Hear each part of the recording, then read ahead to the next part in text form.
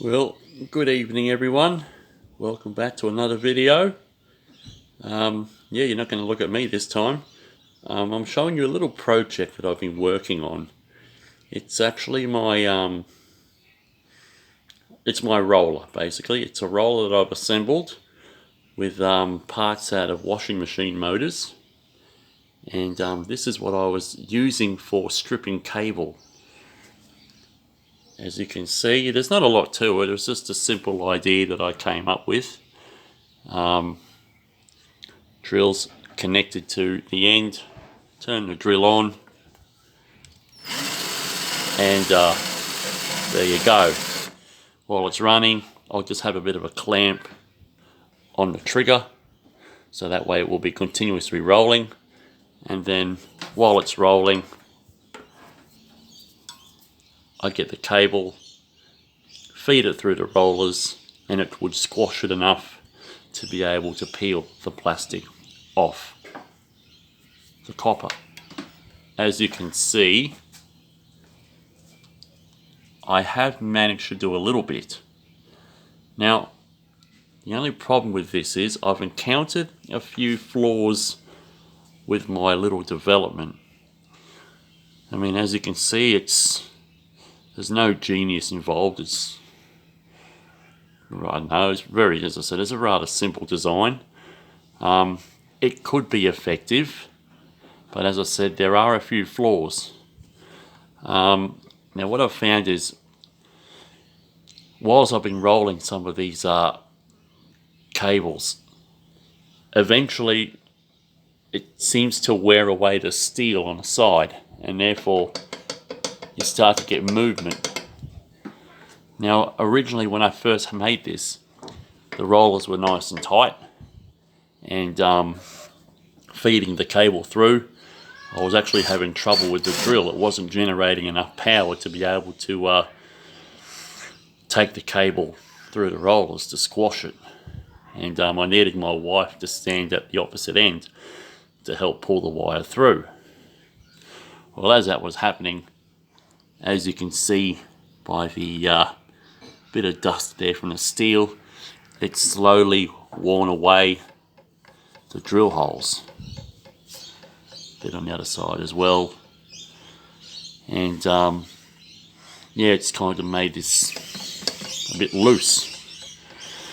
Now, as it got looser, it was not becoming as effective as I was hoping it would become.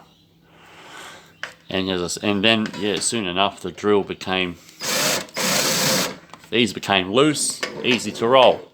But as I said, its effectiveness started to lose its appeal. So I've got to try to come up with a new plan of how I'm going to do this. Now, I'm no electrical genius, or do I know much about electronics or electrics and all that sort of crap, but I had an idea that potentially maybe I could run this motor, and those who are familiar with scrapping would know that this is out of a microwave. This was for rotating the glass tray.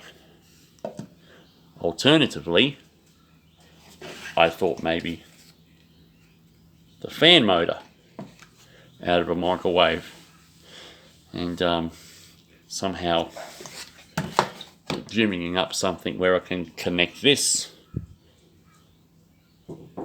to here, and with any luck, I don't know, but with any luck, maybe that would generate enough power to be able to continuously turn the wheels. Another thought was suggested by my dad, was that maybe I could run what do you call the bloody things? Gee, I've lost for words. I can't even think of what these are. Well, I thought maybe I could run some cogs or something. But there we go. Now I thought of it. Belt. My dad said maybe I could run a belt, and that would help keep both of these spinning at the same time. But yeah, I've got to kind of go back to the drawing board a little bit to work this out. yeah, I could keep this centralized. I could stick a few washers on either side. That will prevent that from happening, and that way it'll keep it all in the middle. I've had other ideas. Where is it? I had a bit of steel where I could join some steel here to that side there, drill some holes of various wire sizes, so then when I'm feeding it through here, it would run through the hole, and then somehow I'd have something set up where I'll just have the nail stripping the plastic off the wire.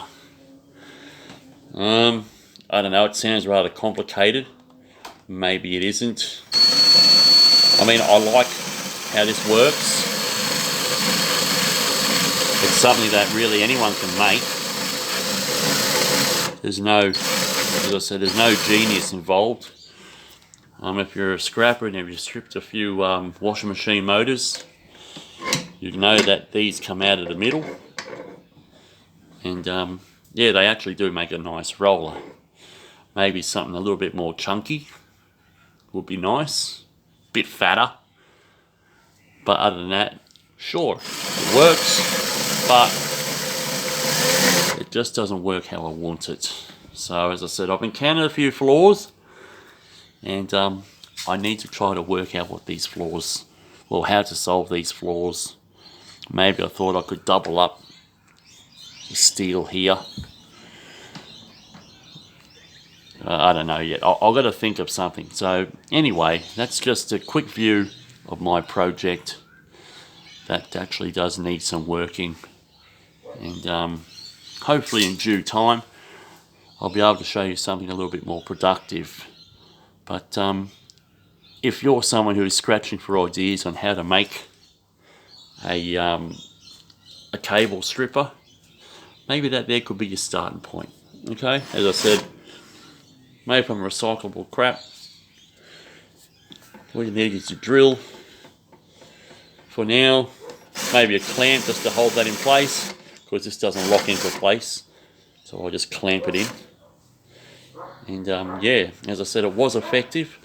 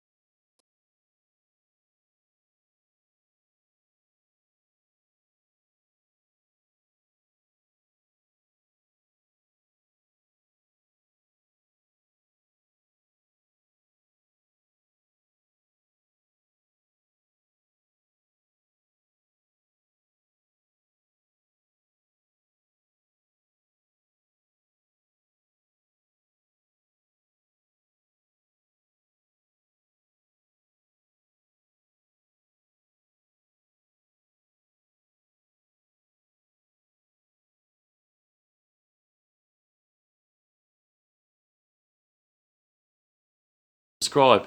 Thanks guys. Bye bye.